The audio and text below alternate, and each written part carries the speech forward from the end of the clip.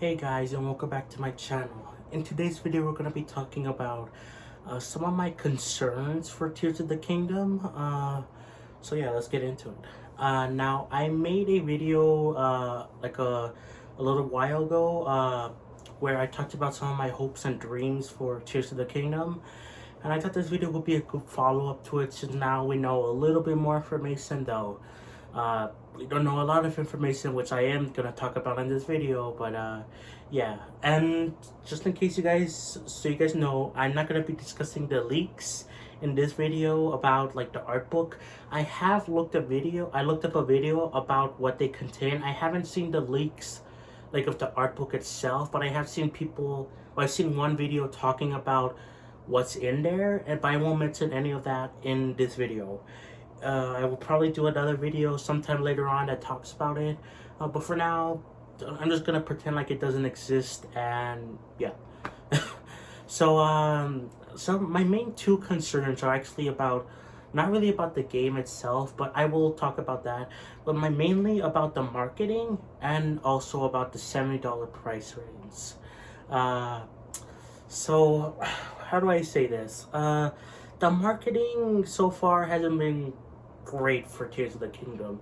Now, I know some people, some Zelda fans, say, "Oh, I don't want to see more marketing because I want to experience the game fresh and stuff like that." And I understand where they're coming from. I want to play the game blind myself. I might not get it on release day, but if I do somehow get it on release day, I don't want to be spoiled on it. So I understand where some people are coming from when they're like, "Oh, I don't want to see no more." That's totally cool. That's a great opinion. But that's not how marketing should work.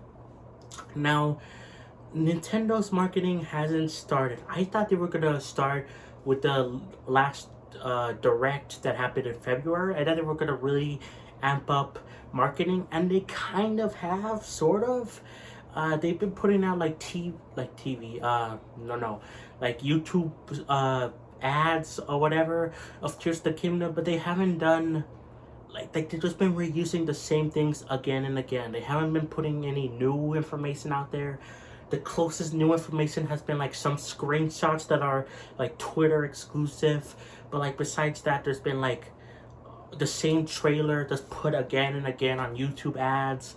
And it's starting to show, from what people are saying from like the general public, from Twitter, from Reddit, to my own personal life, like with my brother who isn't that much into games or whatever. There's like a general public doesn't really know what's going on with Tears of the Kingdom. From what I've seen, they think it is just DLC for Breath of the Wild. They think like it's not a new game. They don't understand, and that's a problem for Nintendo and the Zelda team, because like this is a big game for them, and it has to do well. Now, obviously, it will do well. It is a Zelda game. People will buy it. The Nintendo fans will, but for the general public, the ones that play most Nintendo games, they don't really understand that this is not DLC for Tears of the Kingdom, which I think Nintendo hasn't really talked about that really much, like, because they've been so vague on the trailer, so vague on details, on marketing and all that stuff, on trailers. Like, I understand totally if you don't want to see any more of it. Like, I know some people, like, they think there's gonna be a Zelda Direct, and I think that too. And once that happens, this video will probably be irrelevant, at least part of it. So yeah, which is a good thing actually. But I know some Zelda fans don't want to see that Direct because they want to be surprised, and that's totally cool. But this is not supposed to be for the dedicated fans like us. It's supposed to be for the normies, the normal casual fans that are gonna buy the game, and they need to see more of the game to understand this is not DLC, this is a brand new game. Yeah, so I'm really worried about that. Like, it's gonna sell for sure, but I'm worried that it's not gonna sell as much as like it should be, because Nintendo isn't marketing the game at all like that well. They need to put up more trailers, more screenshots. We don't need obviously the ending to be spoiled. We don't need all these things like to be confirmed. Like I want to see exploration. Like I don't want to see like that like oh big blowout of that. I want to see some new stuff. I don't want it to see too much.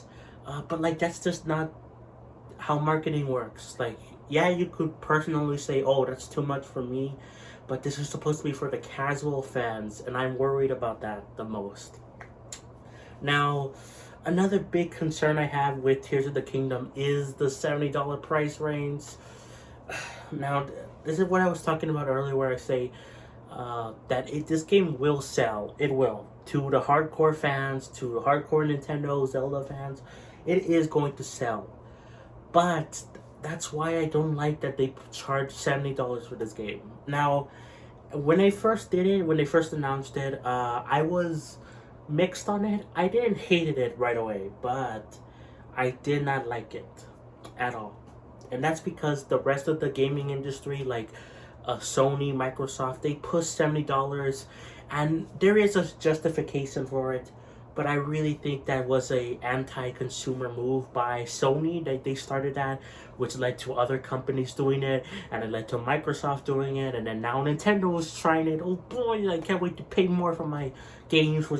Gaming is already an expensive hobby in itself. I can attest to this because I've always struggled with wanting to be up to date with the games and not having a job, not having to ask my mom for it, or waiting till Christmas or my birthday. Like, it's an expensive hobby to do, and it's gonna be more expensive now because of $70. Now, again, there is a justification for it, because with Sony and Microsoft, they do have more powerful hardware, which means games will take longer to develop and make great and good looking and all that stuff.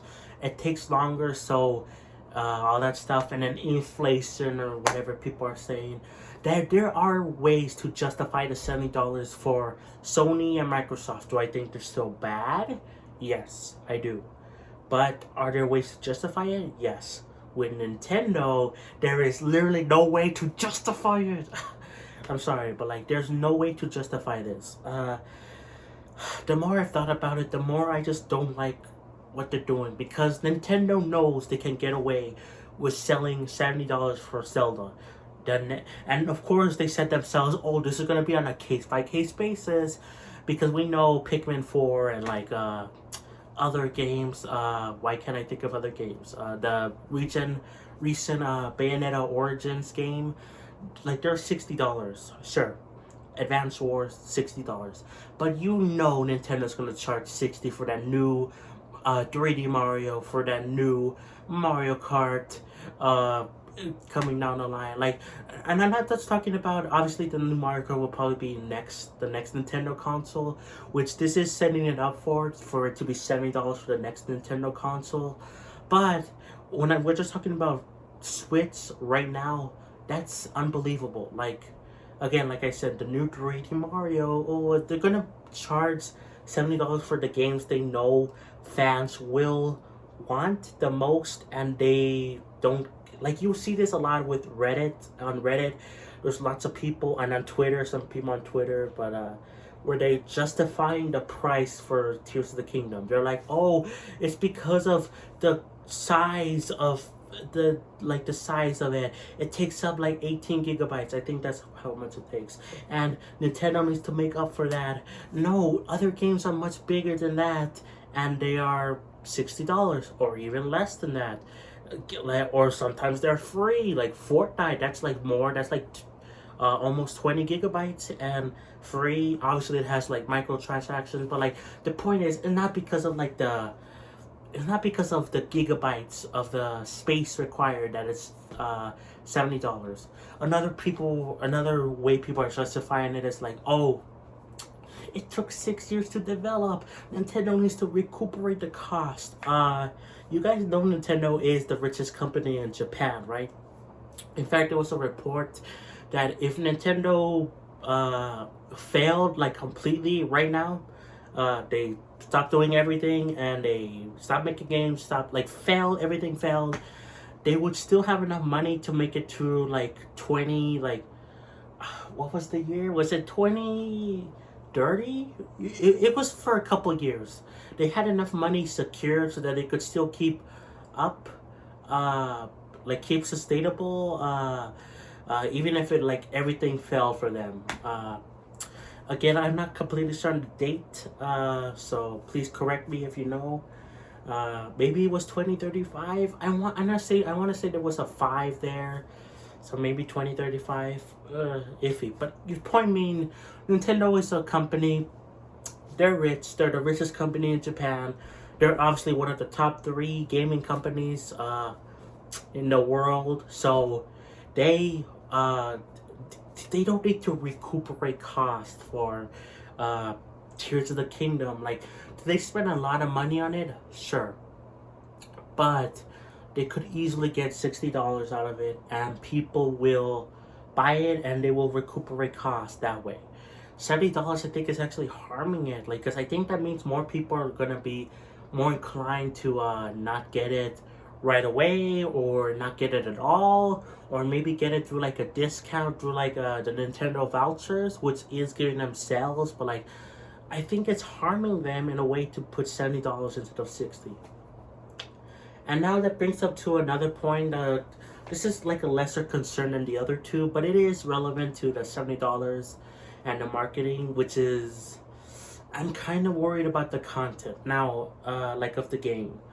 Now, again, I'm not talking about spoilers for the art book at all, so yeah. But from what we've seen, there, like, there's stuff we don't know judging from the art book. Again, with no spoilers, but the way they have it with the marketing, it makes me worry that those things that we haven't seen are not actually big parts of the game, like cave exploration. I personally want sea exploration. They're not big parts of the game. Honestly, sky stuff is a big part of the game, but how much we don't know. Like, how much of these sky islands are there? Is there only a few? Is there like a whole? Like, how big are there? Like, is there a society of people out there? Like again, the art book, kind of, without spoilers, does hint that there's more to this game, but we haven't seen it from the trailers. And even if there is more to this game, we don't know how big those parts are to the game, if that makes sense. Which has me really worried about the content. Now, is this game gonna be like 10 hours long max? No, it'll probably be another game where people spend like 1,000 hours in. I will probably spend like 1,000 hours in. I spent 1,000 hours in Breath of the Wild. It will be a game we will spend our time with, either because of the exploration, the story, or just because, you know. And I think it will be worth $70 because you'll be getting a lot out of it. Does that mean it's right? No. And again, this makes me worried about the content because they haven't showcased much new. Like, they've shown some new stuff, like some enemy types, sky islands, some underground, maybe kind of sort of here and there, but they haven't shown us like a big scale of what we can actually do, what is actually going on. And it has to be a little worried about the content of the game, you know, like how different is this from Breath of the Wild? How different, like, where can you go that is different? What's the again, what's the difference? Which has me really worried about from both the casual Nintendo fan, where they're like, is this DLC? What's going on here? To the hardcore fan, where maybe it won't live up to the expectations of the story, the world exploration, and yeah. So yeah, those are just some of my concerns right now for Tears of the Kingdom. Now, do I think it's gonna be a bad game? Not at all. I think it is gonna be a good game. I think it will be live up to most people's expectations. I think there's lots of surprises to be in store for the game, and I think eventually it will be justified for the $70 price range. But I'm worried that Nintendo is gonna, well, one, they're not gonna market it until like the very, very last minute, and that's gonna cause people to not buy it right away. And it's gonna have good sales, but I'm worried it's not gonna have great sales. And I'm also worried that because of the $70 price range, people are more inclined to like not buy it right away, which again leads to less sales. And also just worried about general expectations about the game. So yeah, that's it for the video, guys. Let me know some of your concerns for Tears of the Kingdom, or if you think I'm kind of crazy about it. But yeah, this is some of my thoughts. I will probably do a dedicated video on the art book for Tears of the Kingdom. I'm gonna look up more information about it, maybe some images, and I'll do my own video on it, talking about it. But even just ignoring that, I hope we do see more of the game officially. Officially.